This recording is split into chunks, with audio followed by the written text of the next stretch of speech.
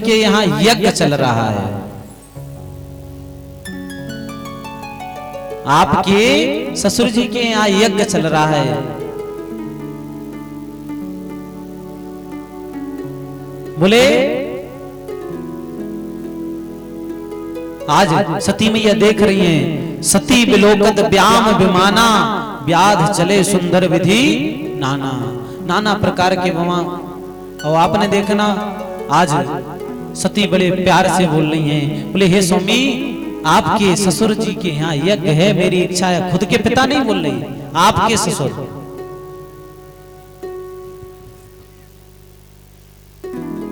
बोले आपके ससुर के यहाँ यज्ञ है, आपके ससुर के यहाँ यज्ञ है, हमारी इच्छा है कि हम वहां चले जाएं, आप भी चलिए। तो भगवान शिव कहते हैं कि हे पार्वती जी, कोई कार्ड इनविटेशन वगैरह कुछ आया है, निमंत्रण वगैरह कुछ आया है, किसी ने बुलाया हो, कोई बुलाने आया हो, कोई नौता करने आया हो? बोले एक बात बताइए, कहीं कार्ड रुक गया होगा। अब महाराज सफाई देने लगी, अपनी माता बहनें सफाई भी खूब देती है मायके की, चाहे भले कितनी भी गलती कर दे मायके वाले, सफाई तो देती हैं। बोले शायद कहीं इतने ऊपर तो तुम रहते हैं, भोले बाबा को ही गलत ठहराने लगी, तुम इतने ऊपर तो रहते हैं, कोई नहीं आ पाया होगा, किसी को दिया होगा, किसी ने अपने पास रख लिया होगा, नहीं बता पाया होगा। तब कहते हैं शिव कि हे सती जी, जो वो यज्ञ करवा रहे हैं, वो यज्ञ हमें अपमान की वजह से करवा रहे हैं, हमारे अपमान के लिए। क्योंकि तुम्हें पता नहीं है, एक बार हमारा आपस में झगड़ा हो गया था, विवाद हो गया था। तो बोले मुझे कुछ नहीं करना, मुझे तो मेरे पिताजी के यहाँ जाना है। भगवान शिव ने बहुत समझाया कि हे सती जी, आप देखिए उस स्थान पर कहीं नहीं जाना चाहिए जहां हमारी अपमान की भावना हो। भाई उस स्थान पर सोने की वर्षा क्यों ना हो रही हो। बहुत समझाया लेकिन नहीं मानी। आज तो हट मान करके बैठ गई, मैं तो जाऊंगी।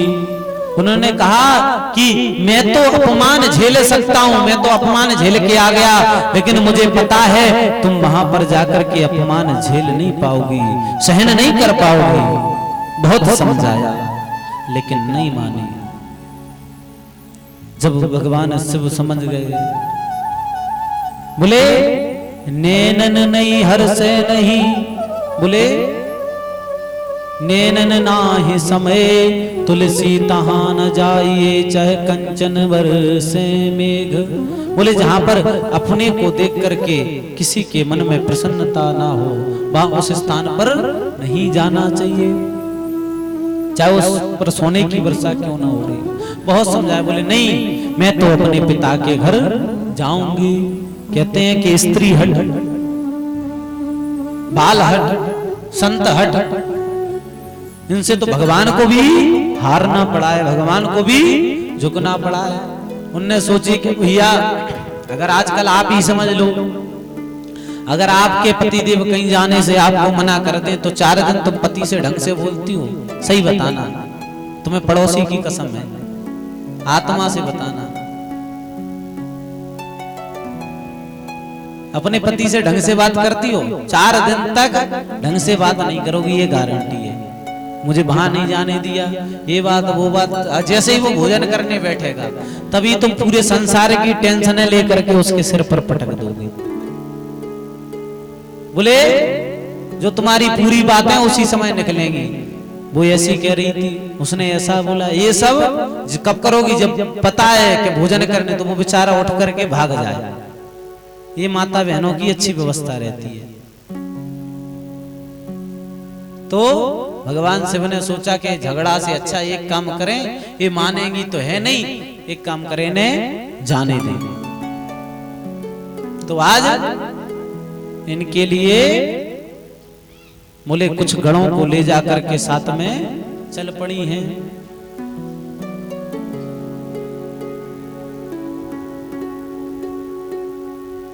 जब सती मैया यज्ञ में पहुंची हैं, यज्ञ में देखा तो महाराज सबका स्वागत हो रहा था,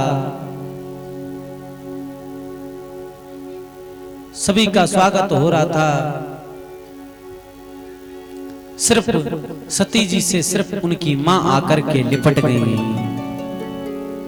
सादर भले मिली एक माता, भगनी मिली बहुत मुस्काता। सादर भले एक माता, भगनी मिली बहुत मुस्काता।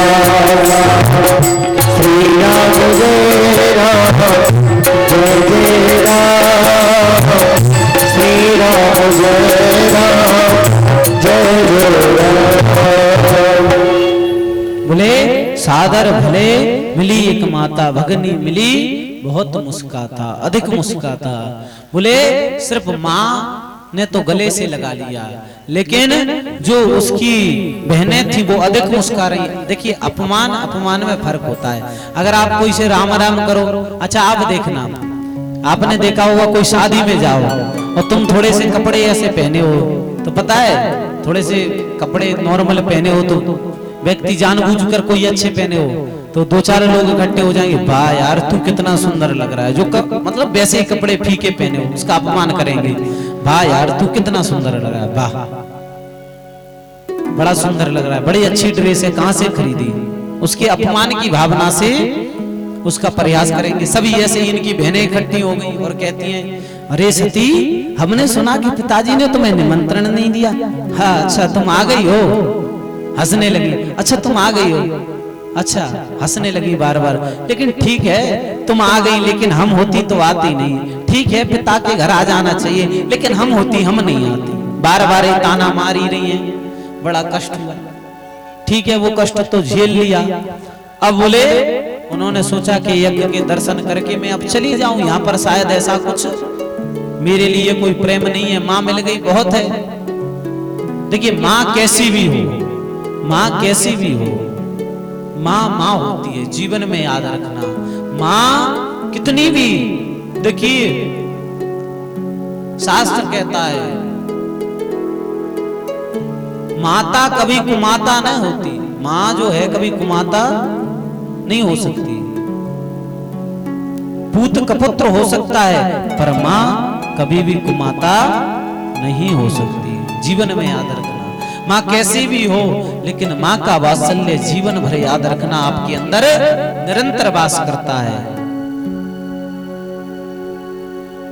आज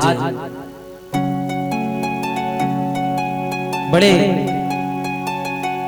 दुखी हो रही है मनी मन में सती जी कि मैंने ऐसा कौन सा पाप कर दिया। पिताजी तो मुझसे बहुत प्रेम करते थे, मैं सबसे छोटी कन्या, जो बच्ची उस घर में सबसे ज्यादा लाड़ों से पाली गई हो, आज उसी बच्ची का उसी घर में अपमान हो रहा हो, उसे कितना बुरा लगा। आज मनी मन में रोने लगी। आज दक्ष को देखा, दक्ष वहां से मुंह टेढ़ा करके भाग गया। जब और दुखी हो गई आत्मा, तब आत्मा को बड़ा कष्ट, बड़ी पीड़ा होने लगी। और आगे जाकर के देखा तो सभी देवताओं का स्थान है पर भगवान शिव का कहीं स्थान नहीं है।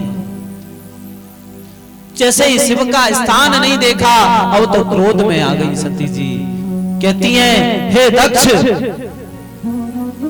क्योंकि सती जी कहती हैं, मन में विचार करती हैं, क्योंकि सबसे ज्यादा अगर कोई अपमान है तो वो जाति अपमान है। वो मुझे शिव हमेशा दक्षिणायनी कहते हैं और इस दक्ष का, अब इस पापी का नाम मैं अपने आप से नहीं जोड़ना चाहती। मैं इस पापी का नाम अपने साथ अब नहीं जोड़ूंगी। जाकर के सभी से, क्योंकि सभी सभा में बैठे थे और जीवन में याद रखना, आज सती सभी के लिए श्राप देती हैं। क्योंकि तुलसी बाबा कहते हैं, हरि गुरु निंदा सुनहि जे काना, और बाढ़े पाप गौघात समाना। जीवन में याद रखना, जो हरि की और गुरु की निंदा सुनते हैं उनके लिए बोले गौ की हत्या के बराबर पाप लगता है। तुमने आज भगवान शिव का अपमान किया है। आज जाकर के बोले हे देवताओं तुम्हारा ये यज्ञ तो सफल हो ही नहीं सकता। और अपनी बाएं पैर के अंगूठे को योग जैसे ही पृथ्वी पर घिसा है और जैसे ही उससे एक ज्वाला की चिंगारी उत्पन्न हुई और अपने पूरे शरीर में ज्वाला उत्पन्न हो गई और दक्षायनी एक भयंकर मां भगवती के रूप में प्रकट हो गई और दक्ष से कहती है दक्ष मैं तेरे शरीर से जन्म लिया था इसलिए मेरा नाम तेरे साथ जोड़ा जाता था, इसलिए हे दक्ष मैं इस शरीर को त्यागती हूं परित्याग करती हूं। आज मां सती ने अपने शरीर का परित्याग कर दिया। आज जैसे ही भगवान शिव को पता चला कि सती ने अपने शरीर का परित्याग कर दिया, क्रोध में आकर के बोले क्या किया, अपने सिर से जैसे ही एक जटा उखाड़ कर जैसे पृथ्वी महाराज एक भयंकर तेजस्वी बोले वीरभद्र का प्रादुर्भाव हुआ और वीरभद्र कहता है हे शिव क्या आज्ञा है, हे महादेव मुझे आज्ञा दीजिए। भगवान शिव कहते हैं कि जाओ और दक्ष के यज्ञ का विनाश कर दो। जाकर के पहुंचे हैं, जैसे ही पहुंचे इधर जाकर के पूरे दक्ष में जो देवी देवता थे पुलु ऋषि के किसी के मुंह तोड़ा, किसी के कान पटाए, किसी के हाथ तोड़े, महाराज पिटाई चालू, तांडव चालू। नंदी कह रहे ये पुलु ऋषि दांत निकाल निकाल के हंस रहे थे, एक मुक्का मारा चारों दांत बाहर आ गए, पूरे 32 के 32 बाहर। बोले भृगु ऋषि दाढ़ी हिला हिला के हंस रहे थे, दाढ़ी को पकड़ा पूरी दाढ़ी उखाड़ के फेंक दी। महाराज हाहाकार मच गया पूरे यज्ञ में। अब बोले ये दक्ष बहुत बोल रहा था, नंदी के कहने पर बोले वीरभद्र ने पकड़ा गला और मड़ोरा और मड़ोर के बाहर फेंक दिया। और जैसे ही फेंक दिया तो नंदी ने सोचा कि ये अगर ये सिर रह गया वापस तो इसी को स्थापित कर देंगे, क्योंकि मैंने श्राप दिया इसे तो मैं बकरे का सिर लगा करके रहूंगा। उस सिर को लेकर के हवन कुंड में स्वाहा। आज बोले हम सभी देवी देवता चिल्लाने लगे, हाहाकार मच गया, हाहाकार। बोले कहां पहुंचे, भगवान ब्रह्मा के पास। ब्रह्मा कहते हैं चलो, ब्रह्मा जी मिलकर के भगवान नारायण के पास ले गए। भगवान नारायण के पास पहुंचे, भगवान नारायण कहते हैं, भगवान नारायण कहते हैं कि भैया तुम्हें ये सोचना चाहिए, अरे देवताओं जब ब्रह्मा और हम नहीं गए, हमें पता था कि वहां झगड़ा होगा, हमें निश्चित पता था। जब हम लोग नहीं गए तो तुम लोगों को इतनी जल्दी जाने की क्या जरूरत थी, अब आ गए पिट करके। अब बोले कहां, बोले भगवान शिव के पास पहुंचे। देव देव महादेवो भक्ता नाम भयनाशनम। भगवान शिव के पास पहुंचे, हाथ जोड़ करके कर जोड़ करके प्रार्थना करते हैं। भगवान शिव जैसा कोई दयालु इस संसार में है ही नहीं। देखिए शिव जैसा कोई दयालु इस संसार में हो ही नहीं सकता। और जिसने शिव को ध्यान किया है, जिसने शिव का स्मरण किया है, उसका कल्याण हुआ है। बोलो उमापति महादेव की जय हो।